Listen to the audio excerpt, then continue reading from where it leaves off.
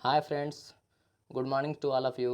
Welcome back to my YouTube channel Vishal Pandey education. Friends, कल हमने basic of English grammar का part 1 upload किया था, जिसमें हमने सेंटेंस के बारे में जाना। सेंटेंस के मिनिमम दो पार्ट होते हैं, सब्जेक्ट और प्रेडिकेट। जिसमें सब्जेक्ट के बारे में हमने आपको सब कुछ बता दिया था। प्रेडिकेट में आपका ऑब्जेक्ट, वर्ब, अदर्स ये सब आ जाते हैं। तो फ्रेंड्स, आज हम ऑब्जेक्ट के बारे में जानेंगे, उसके काइंड्स के बारे में जानेंगे, वर्ब के बारे में और उसके काइंड्स के बारे में। तो बिना देर किए हुए फ्रेंड्स, अपने वीडियो को स्टार्ट करते हैं। सबसे पहले हम ऑब्जेक्ट की डिफिनीशन देख लेते हैं फ्रेंड्स। कल जैसे कि हमने आपको सबसे पहले सब्जेक्ट की डिफिनीशन में ये बताया फ्रेंड्स, कि जो डूइंग द एक्शन, जो कार्य को करता हो या जिसके द्वारा जिसके बारे में बात की जाती हो, उसे हम सब्जेक्ट कहते हैं। और इसमें देखिए फ्रेंड्स, दिया हुआ है ऑब्जेक्ट की डिफिनीशन कि the object of a sentence is the person और thing that receive the action of the verb. मतलब कि जो रिसीव करेगा एक्शन को, वो ऑब्जेक्ट हो जाएगा, और जो एक्शन को करता है वो सब्जेक्ट होता है फ्रेंड्स। तो आपको समझ में आ रहा होगा कि लिखा है कि the object of a sentence, object जो होता है वो किसी सेंटेंस का कोई पर्सन और थिंग हो सकता है, that receive the action of the verb, जो वर्ब की एक्शन को रिसीव करता है फ्रेंड्स। इसके काइंड्स के बारे में डिस्कस कर लेते हैं। तो there is three kinds of object. अगर देखा जाए तो मेनली तीन तरह के हमारे ऑब्जेक्ट होते हैं, डायरेक्ट ऑब्जेक्ट, इनडायरेक्ट ऑब्जेक्ट और प्रीपोजिशनल ऑब्जेक्ट। अब एग्जाम्पल के माध्यम से हम समझेंगे फ्रेंड्स कि डायरेक्ट ऑब्जेक्ट क्या होता है, इनडायरेक्ट ऑब्जेक्ट क्या होता है और प्रीपोजिशनल क्या होते हैं। इस वीडियो में फ्रेंड्स हमने डायरेक्ट और इनडायरेक्ट के बारे में फ़िलहाल बात की है। प्रीपोजिशनल वैसे ज़्यादा इंपॉर्टेंट नहीं होता है, लेकिन डायरेक्ट और इनडायरेक्ट हम आपको एग्जाम्पल के माध्यम से अभी समझा देंगे फ्रेंड्स। तो बढ़ते हैं आगे एग्जाम्पल्स पे हम। जैसा कि हमारा फर्स्ट एग्जाम्पल है friends, please pass the book. तो इसमें फ्रेंड्स आप ऑब्जेक्ट को फाइंड करने के लिए व्हाट या whom से क्वेश्चन करते हैं। जैसे कि अगर आपको सब्जेक्ट फाइंड करना होता है फ्रेंड्स, तो हम हु से क्वेश्चन उसमें करते हैं। तो यहाँ पे फ्रेंड्स व्हाट या whom से आप क्वेश्चन करेंगे। तो प्लीज़ पास दी बुक दिया है फ्रेंड्स, तो यहाँ पे व्हाट का आंसर आपको बुक मिल रहा है। क्या पास करने की बात की जा रही है? बुक। तो बुक आपका व्हाट का आंसर मिला फ्रेंड्स, तो बुक यहाँ पे ऑब्जेक्ट हो गया फ्रेंड्स। तो यहाँ पे चूँकि एक ही ऑब्जेक्ट है, तो यहाँ पे डायरेक्ट ऑब्जेक्ट हम बोल सकते हैं इसको। सेकंड वाले में बात करते हैं, I don't have a bank account. इसमें भी फर्स्ट वाले की सिमिलर ही है। इसमें भी वर्ड से क्वेश्चन करेंगे तो आपका आंसर मिलेगा बैंक अकाउंट। तो बैंक अकाउंट आपका क्या हो जाएगा? डायरेक्ट ऑब्जेक्ट हो जाएगा। इसमें दो ऑब्जेक्ट नहीं है, तो इसीलिए केवल ये आपका डायरेक्ट ऑब्जेक्ट हो गया। थर्ड वाले में बात करते हैं तो ये थोड़ा डिफरेंट है। और फोर्थ वाला जो एग्जांपल है ये आपका डिफरेंट है। ये जानबूझकर हमने लिया क्योंकि आपको डायरेक्ट और इनडायरेक्ट के बीच का डिफरेंस पता चल सके भाई। तो they gave me a book. तो यहाँ पे आप व्हाट और होम दो से क्वेश्चन करेंगे फ्रेंड्स। तो दो तरीका हम बताएंगे कैसे डायरेक्ट ऑब्जेक्ट और इनडायरेक्ट आप फाइंड कर सकते हो ऐसे क्वेश्चंस अगर आते हैं तो। जैसे दिया है कि friend they gave me a book.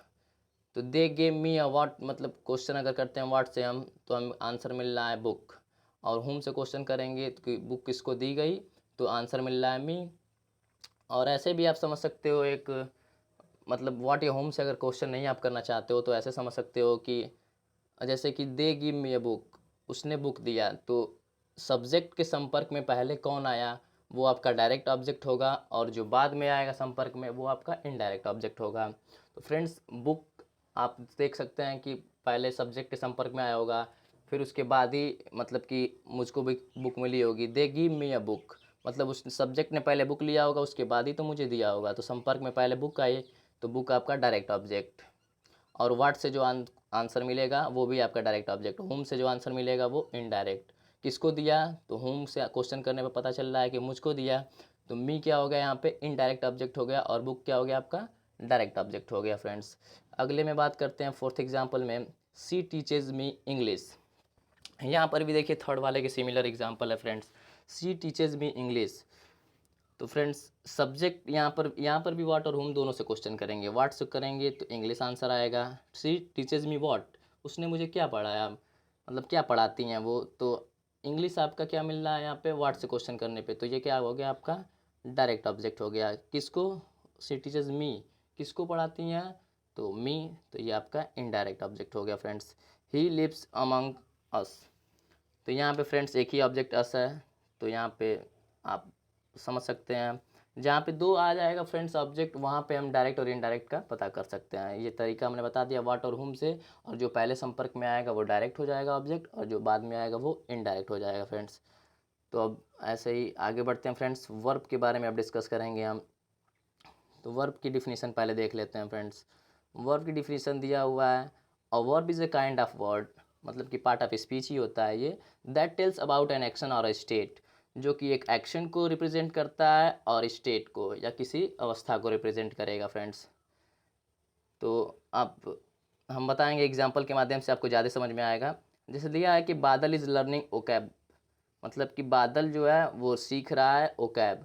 तो फ्रेंड्स यहाँ पे हम एक तरह से ये आपको बता सकते हैं कि इसके वर्ब के टाइप्स के बारे में जब डिस्कस करेंगे तब आपको ज़्यादा बेटर समझ में आएगा। लेकिन फ़िलहाल देख लेते हैं, बादल इज़ लर्निंग ओकैब है, ठीक है फ्रेंड्स, वोकैबुलरी है। तो बादल क्या कर रहा है, सीख रहा है। तो जो फ्रेंड्स एक्शन होता है उसको हम लोग मेन वर्ब बोलते हैं, और जो स्टेट को रिप्रेजेंट करेगा उसे हम लोग हेल्पिंग वर्ब बोलते हैं। तो यहाँ पे आप देख सकते हैं फर्स्ट वाले एग्जांपल में दिया है कि बादल इज़ लर्निंग ओकैब, ओकैबुलरी है। तो लर्निंग क्या है आपका, यहाँ पे एक्शन क्या हो रहा है, सीखा तो जा रहा है ना, मतलब ओकैब सीख रहा है वो। तो मेन वर्ब आपका मतलब जो एक्शन को रिप्रेजेंट करे वो आपका मेन वर्ब। तो लर्निंग यहाँ पे मेन वर्ब है, और इज़ क्या है, जो स्टेट को रिप्रेजेंट कर रहा है कि प्रेजेंट टेंस में है कि पास्ट टेंस में है कि फ्यूचर टेंस की बात है, तो वो आपका स्टेट को रिप्रेजेंट करता है। तो यहाँ पे इज़ क्या हो गया, आपका हेल्पिंग वर्ब हो गया। सेकंड में बात करते हैं कि बादल इज़ इन 10th क्लास। यहाँ पर फ्रेंड्स बताइए कि एक्शन को रिप्रेजेंट किया जा रहा है कि स्टेट को। तो हम यहाँ पे देख सकते हैं कि बादल इज़ इन 10th क्लास, मतलब यहाँ पे स्टेट को इज़ रिप्रेजेंट कर रहा है, तो इज़ क्या हो गया, यहाँ पे हेल्पिंग वर्ब हो गया। फिर थर्ड में बात करते हैं, बादल was in the 10th class. इसमें भी सेकेंड वाले की सिमिलर ही है फ्रेंड्स। तो यहाँ पे भी स्टेट को रिप्रेजेंट कर रहा है वाज, कि कौन सी अवस्था है, प्रेजेंट की, पास्ट या फ्यूचर। तो यहाँ पे वाज क्या है, आपका हेल्पिंग वर्ब है। बादल will be in 10th class, तो यहाँ पर भी आप विल भी से देख सकते हो फ्रेंड्स, विल क्या है, आपका फ्यूचर का रिप्रेजेंट कर रहा है। तो आप समझ सकते हो कि ये स्टेट को शो कर रहा है, तो ये हेल्पिंग वर्ब है आपका। अब वही चीज़ अब आगे हम बताएंगे, फिर बताएंगे, तो आप यहाँ पे समझ लिए तो ज़्यादा अच्छा है। अब यहाँ पे देखते हैं फ्रेंड्स मेन वर्ब्स, वही चीज़ है जो हमने अभी पहले बताया। तो मेन वर्ब्स में आपका डिफिनीशन दिया है कि main verbs describe the action of the subject such as to dance, to sing, to read, to laugh, to see, to move, etc। कहने का मतलब है जो डिस्क्राइब्स करता हो एक्शन को, सब्जेक्ट के एक्शन को जो मतलब कि डिस्क्राइब करता हो, रिप्रेजेंट करता हो, जैसे कि डांस करना, गाना गाना, पढ़ना, हंसना, देखना, मूव करना, ये सब क्या हो गया, आपका मेन वर्ब हो गया। जैसे कि हमने आपको पहले ही बताया फ्रेंड्स, जो एक्शन को डिस्क्राइब करेंगे वो मेन वर्ब्स हो जाएंगे। उसके बाद अब हेल्पिंग वर्ब्स की बात करते हैं। तो हेल्पिंग वर्ब्स का दिया definition, basically helping verbs describe the state of the object. हमने ये भी आपको पहले ही बता दिया कि जो बेसिकली हेल्पिंग वर्ब्स होते हैं वो क्या करते हैं, आपको सब्जेक्ट के स्टेट को डिस्क्राइब करते हैं कि प्रेजेंट टेंस में है कि पास्ट टेंस में है या फिर फ्यूचर टेंस में है। एग्जाम्पल में आप देख सकते हो, इज़ हो गया, एम हो गया, आर हो गया, was, were, do, does, did, will, have भी ला सकते हो आप फ्रेंड्स। मतलब कि जो स्टेट को रिप्रेजेंट करेगा वो हेल्पिंग वर्ब होगा, और जो आपको एक्शन को रिप्रेजेंट करेगा वो आपका मेन वर्ब हो जाएगा। अब दो और वर्ब्स आते हैं, ये इंपॉर्टेंट वर्ब है, इसको थोड़ा अच्छे से पढ़िएगा आप लोग। जैसे कि transitive verbs. Transitive verbs friends कितने लोग नाम सुने होंगे, कितने लोग नहीं सुने होंगे।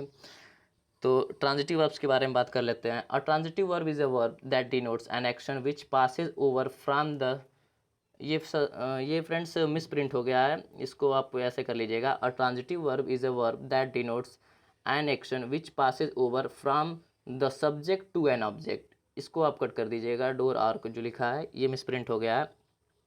तो क्या हो जाएगा, which passes over from the subject to an object. तो हमारे कहने का मतलब है कि ट्रांजिटिव वर्ब उस वर्ब को कहते हैं जो कि डिनोट करता है एक्शन को, which passes over from the subject to an object. मतलब कि अगर कोई भी कार्य सब्जेक्ट के थ्रू ऑब्जेक्ट तक पहुंच रहा है, मतलब कि जिसमें ऑब्जेक्ट आ रहा है कोई भी सेंटेंस में, जहां ऑब्जेक्ट की ज़रूरत पड़ रही है, जहां ऑब्जेक्ट हम ला सकते हैं, या फिर सब्जेक्ट से ये बोल सकते हो कि सब्जेक्ट से ऑब्जेक्ट तक काम पहुंच रहा है, वर्ब जो हम कर रहे हैं, क्रिया जो कर रहे हैं वो ऑब्जेक्ट तक पहुंच जा रहा है, तो इसका मतलब वो क्या है, ट्रांजिटिव वर्ब है। एग्जाम्पल से समझेंगे बेटर समझ में आएगा। The boy kicks the football. बच्चा क्या करता है, किक कर रहा है, किसको, फुटबॉल को कर रहा है फ्रेंड्स। तो यहाँ पर देखिए फुटबॉल आपका क्या हो गया, ऑब्जेक्ट हो गया। यहाँ पे आपका ये ट्रांजिटिव वर्ब है, किक्स क्या है, आपका ट्रांजिटिव वर्ब है। क्यों, क्योंकि वर्ब्स हमने यहाँ पे वर्ब्स के बाद हमारा आपका ऑब्जेक्ट आ रहा है फ्रेंड्स। बॉय किसको ऐड किया, तो किक्स किया, तो फुटबॉल को। तो यहाँ पे आपका ट्रांजिटिव वर्ब है किक्स, क्योंकि ये पास ओवर हो रहा है ना सब्जेक्ट से ऑब्जेक्ट तक, एक्शन जो है हमारा वो सब्जेक्ट से ऑब्जेक्ट तक पास ओवर हो रहा है, तो इसलिए हम बोल सकते हैं ये ट्रांजिटिव वर्ब है फ्रेंड्स। फिर बात करते हैं इंट्रांजिटिव वर्ब्स के बारे में। तो इसमें इंट्रांजिटिव वर्ब का देखिए डेफिनेशन दिया हुआ friends. An intransitive verb is a verb that denotes an action which does not pass over to an object और विच एक्सप्रेसेस अ स्टेट। यहाँ पे फिर मिसप्रिंट हो गया फ्रेंड्स, और बीइंग और को आप कट कर दीजिएगा। फिर से हम डेफिनेशन आपको पढ़ देते हैं। An intransitive verb is a verb that denotes an action. एक इंट्रांजिटिव वर्ब जो होता है वो ऐसा वर्ब होता है दैट डिनोट्स एन एक्शन, जो एक्शन को डिनोट करता है, which does not pass over to an object, जो एक मतलब कि ऑब्जेक्ट से पास ओवर नहीं होगा, मतलब कि इसमें ऑब्जेक्ट नहीं आएगा। जिस सेंटेंस में ऑब्जेक्ट की आवश्यकता ना पड़े, ऑब्जेक्ट को हम नहीं ला सकते हैं, ऑब्जेक्ट नहीं आता है, और विच एक्सप्रेसेज अ स्टेट, या वो किसी अवस्था को रिप्रेजेंट करता हो, किसी मतलब स्टेट को रिप्रेजेंट करता हो, कहने का मतलब है, तो उसको हम इंट्रांजिटिव वर्ब कहते हैं फ्रेंड्स। जैसे एग्जांपल से ज़्यादा बेटर समझ में आएगा आपको, देख सकते हैं। फर्स्ट एग्जांपल हमने लिया है, द बॉय लाफ्स लाउडली। तो यहाँ पे देखिए फ्रेंड्स, लाफ्स जो आपका है वो इंट्रांजिटिव वर्ब है, क्योंकि यहाँ पे ऑब्जेक्ट आप नहीं ला पा रहे हैं, ऑब्जेक्ट नहीं मतलब कि नहीं आ रहा है, तो इसलिए आप बोल सकते हो लाफ क्या है आपका, हंसना क्या है, इंट्रांजिटिव वर्ब है। ही रैन अ लॉन्ग डिस्टेंस, मतलब रैन भी यहाँ पर देख सकते हो फ्रेंड्स, रैन के बाद आपका ऑब्जेक्ट नहीं आ रहा है, इस सेंटेंस में ऑब्जेक्ट आपको नहीं मिलेगा। व्हाट या होम से क्वेश्चन करके देख लीजिए, तो यहाँ पे आंसर जब नहीं मिलेगा इसका मतलब ऑब्जेक्ट नहीं है, तो ऑब्जेक्ट नहीं है तो ये क्या हो गया आपका, इंट्रांजिटिव वर्ब है। तो रैन क्या हो गया, इसमें इंट्रांजिटिव वर्ब हो गया। फिर दिया है थर्ड वाला फ्रेंड्स की, द बेबी स्लिप्स, बच्चा सोता है। तो स्लिप्स भी आपका यहाँ पे क्या है, स्लिप्स के बाद कोई आपने ऑब्जेक्ट नहीं लाया, तो इसीलिए स्लिप्स क्या हो गया आपका, इंट्रांजिटिव वर्ब हो गया फ्रेंड्स। आज के लिए बस इतना ही फ्रेंड्स। अगर आपको समझ में आया हो तो इस वीडियो को ज़्यादा से ज़्यादा लाइक, शेयर, कमेंट और सब्सक्राइब जरूर से करिएगा friends. Thank you for watching my video.